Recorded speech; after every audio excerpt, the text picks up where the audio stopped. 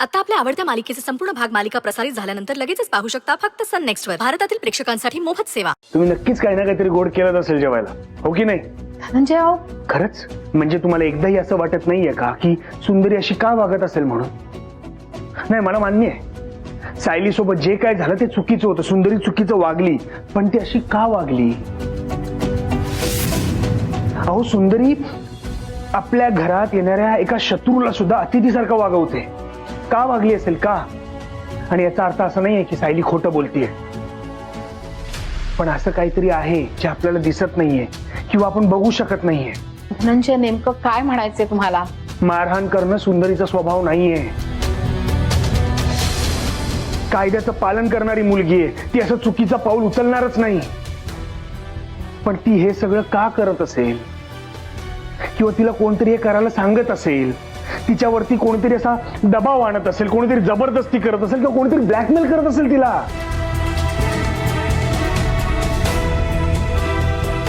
तो कृष्णा तो गव्हर्नमेंट जॉबवर आहे, त्यांनी सुद्धा ही रिस्क घेतली. का घेतली असेल? अहो पण सुंदरीवर अशी जबरदस्ती कोण करेल? का दबाव आणेल? आई अहो, मला सोडवण्यासाठी सुद्धा सुंदरीवरती राजीनाम्याचा प्रेशर टाकण्यात आलंच होतं ना, आलं होतं ना. तसंच काहीतरी असेल हे. मला नाही वाटत असं काही असेल, नाही तर सुंदरीनं तुम्हाला सांगितलं असतं ना. बरोबर आहे, बरोबर आहे, कारण तुम्हाला ना तिच्या बाजूने विचार करायचाच नाही आई. अरे अहो, काय झालंय तुम्हाला? ती मुलगी आपल्या घरात येणार म्हणून तुम्ही आनंदी होता, तुम्हाला ती आवडायची, आणि आज त्याच मुलीबद्दल तुम्हाला कडवटपणा आलाय. का? ती आपल्या घरात येणार तर हे घर सुखाने आणि आनंदाने भरून जाणार होतं. आज ती जेलमध्ये आहे म्हणून तुम्हाला आनंद होतोय.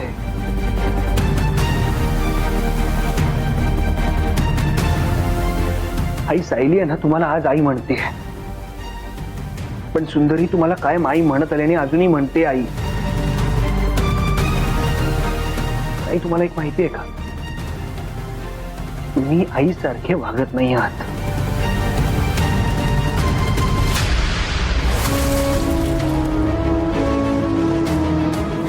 आणि आई,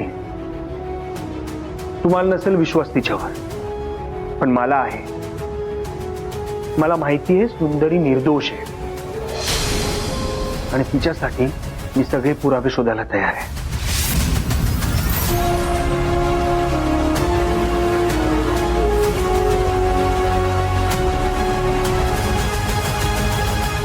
खरंच चुकलंच माझं, पण इतका कडवटपणा कुठून आला माझ्यात? अहो आई, आई ऐका ना माझं. आई,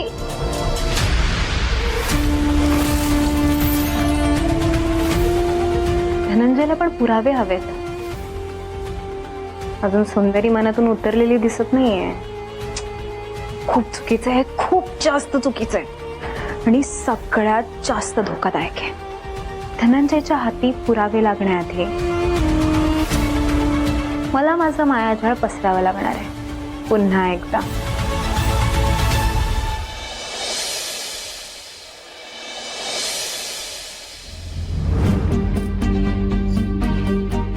पटापटा बोलायचं. नाव?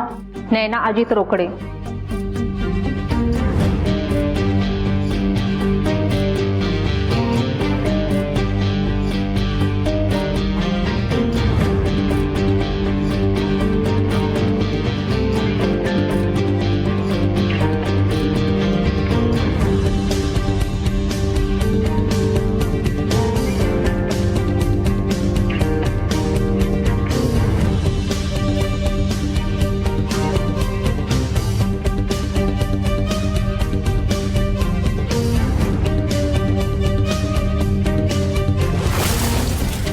नाव?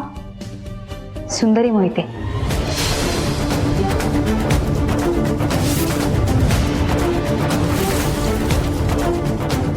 तू येणार होतस, कळलं होतं, केलंच नाही.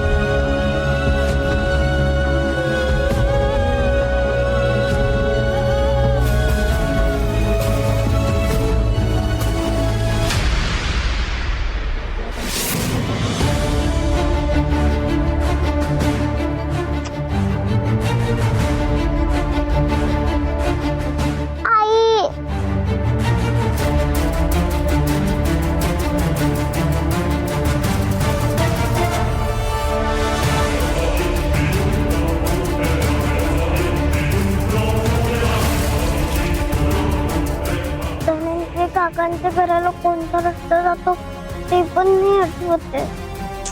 विचारू का कोणाला तरी? काय झालं बाला? मला धनंजय काकांकडे जायचंय. धनंजय काकांकडे जायचंय? हो. मला माहितीये ते कुठं राहतात. खरंच? हो खरंच. अं, चल मी तुला सोडतो. नाही नको. आई बोलली अनोळखी माणसांसोबत असं जायचं नाही. थँक्यू.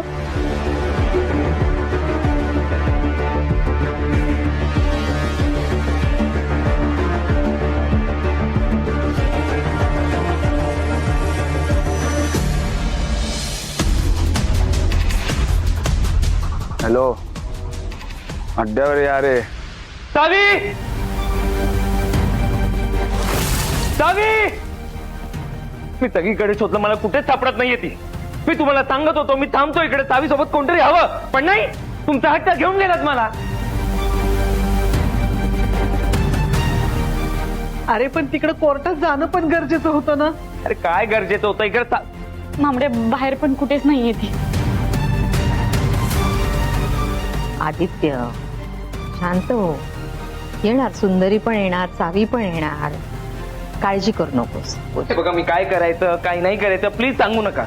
आणि मी सगळ्यांच्या पाया पडतो, सावीच्या बाबतीत मला काही सांगू नका. माझी मुलगी आहे ती, माझी जबाबदारी आहे. सावी नाही ना सापडली. शीतल, तूच होती ना घरात, मला सांग सावी कुठे आहे?